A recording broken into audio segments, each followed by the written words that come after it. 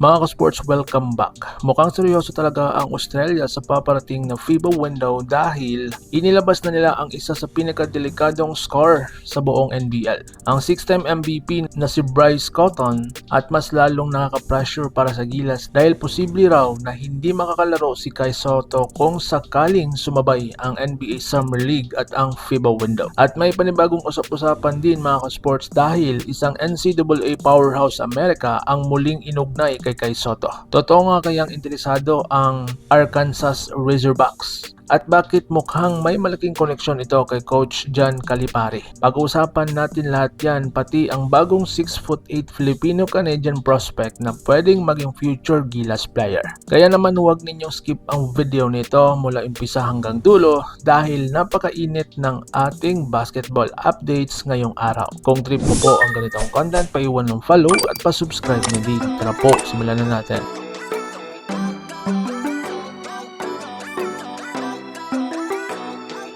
Mga ka-sports, Bryce Cotton sa Boomers. Malaking problema sa Gilas. Mga ka-sports, viral ngayon sa Australia basketball media ang opisyal na announcement tungkol kay Bryce Cotton matapos siyang maaprubahan bilang naturalized player ng mga Aussie. Nagkaroon pa nga ito ng press conference suot ang kanyang Boomers jersey at ayon mismo sa report ng ESPN Australia, makakasama na siya ng Australia sa laban kontra Guam at pagkatapos ay haharapin nila ang Gilas Pilipinas sa July 6. At dito na pumasok ang malaking problema para sa Gilas Pilipinas. Mga ka-sports, hindi ordinaryong player si Bryce Cotton. Isa siyang 6-time NBL MVP at isa siya sa pinaka-explosive scorer ngayon sa Australia. Napakabilis, napaka-athletic at napakadelikadong shooter. Kapag uminit ang player na ito, halos impossible pigilan. Kaya malaking tanong ngayon, sino ang babantay kay Bryce Cotton? Si Scottie Thompson ba? Si CJ Perez? Si Dwight Ramos? O baka mag-adjust mismo si Coach Tim Cone sa defensive system ng Gilas? Dahil kung ating natatandaan mga sports, noong nakarang window kahit Team C o Team D lang halos ang lineup ng Australia, tinambakan pa rin ang Gilas Pilipinas. At isa sa malaking dahilan noon ay wala si Kai Sotto para protektahan ang paint at interior defense. Ngayon mas loaded na po ang mga Aussie, home court pa nila. At dagdag pa rito si Bryce Cotton. Kaya maling sabihin ng iba na no bearing na raw ito sa upcoming games kontra Aussie at Kiwis. Mga ka-sports, napakalaga pa rin ng standing sa second round dahil bit-bit natin ang records papunta sa susunod na stage ng qualifiers. Kapag nanalo tayo kahit isa lamang sa Aussie at Kiwi, napakalaking tulong yan para sa overall positioning ng Gilas moving forward. Kaya siguradong all out ang Gilas dito. So ngayon mga ka-sports, posibleng hindi daw maglaro si Kai Sotto. Ngayon mga ka-sports, isang malaking usapin ang posibleng hindi paglalaro daw ni Kai Sotto sa Gilas kung sakaling makasabay nito ang NBA Summer League. At alam naman natin na napakalaga ni Kai para sa ating national team. Kapag nasa loob kasi si Kai, mas solid ang depensa, mas mahirap umatake ang kalaban at mas may rim protection ng Gilas. Kaya kung mawawala siya laban sa Aussie, siguradong malaking adjustment ang gagawin ng coaching staff. At hindi lang si Bryce Cotton ang problema ng Australia. Naalala nyo ba si Elijah Pepper? Isa rin yun sa mga napasakit ng ulo ng Gilas noong nakarang window dahil sa shooting at mabilis na offense. Kaya malaking challenge talaga ito para kay Coach Tim Cone kung paano sasabayan ng athleticism, outside shooting at mabilis na sistema ng Boomers. So ngayon, Arkansas Razorbacks interesado daw kay Kaiju. Ngayon mga ka-sports, dito naman tayo sa pinaka-interesting na balita kay Kai Sotto.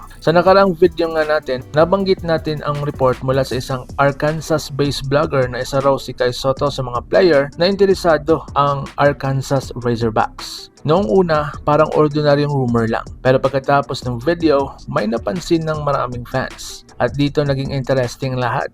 Ang kasulukuyang head coach ng Arkansas Razorbacks ay walang iba kundi si Coach John Calipari. At kung matatandaan nyo mga ka-sports, si Coach Calipari din mismo ang nag-offer noon kay Kai Sotto para sa Kentucky Wildcats. Nag-visit pa noon si Kai sa Kentucky facilities kasama ang kanyang pamilya, nag-tour siya sa campus, nakasama si Coach Cal at may mga lumalabas pang larawan nila noon. Kaya ngayon, maraming fans ang nagsasabing posible raw may katotohanan ang reports na interesado ang Arkansas kay Kai dahil may existing connection na sila ni Coach Calipari. Pero tandaan natin mga ka-sports maraming options si Kai ngayon. May overseas offers, may NBA opportunities, may possible NCAA path at may Asian Leagues interest din. Kaya siguradong pinag-aralan mabuti ng kampo ni Kai kung ano ang pinaka-best move para sa kanyang career. Sa ngayon, wala pong final decision.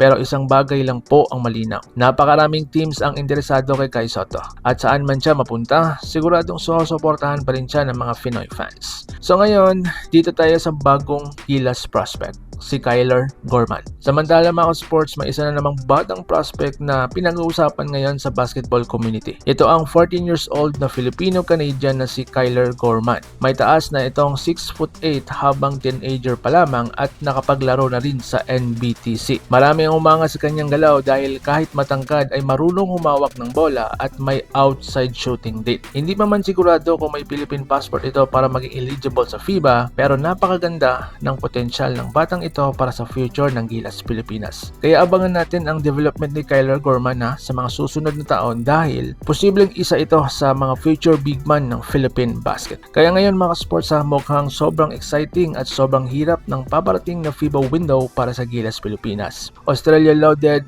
may Bryce Cotton, possible pang mawala si Kai Sotto dahil sa Summer League, pero siguradong lalaban pa rin ang Gilas para sa bandera ng Pilipinas. At ano sa tingin nyo mga sports, kaya bang pigilan ng Gilas si Bryce Cotton? At magandang move ba para kay Kai Sotto ang posibleng pagpunta sa Arkansas Razorbacks? Comment your thoughts below at babasahin ko yan.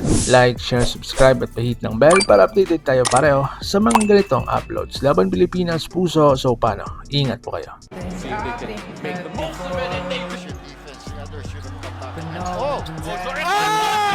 Mga ka-sports, kung hilig ninyong bumili ng mga Gilas jersey, Gilas accessories at mga gamit na pang basketball habang nanunood po kayo sa aking mga videos, kindly check this basket on this lower part ng ating video at magpa-pop up yung ating mga items sa gilid. Mga legit po yung mga items dyan and see to it po na makabili po kayo ahead of time kasi meron po yung mga discounts and mga promos depende po sa seller. And also, kunting suporta din as a content creator po. Salamat!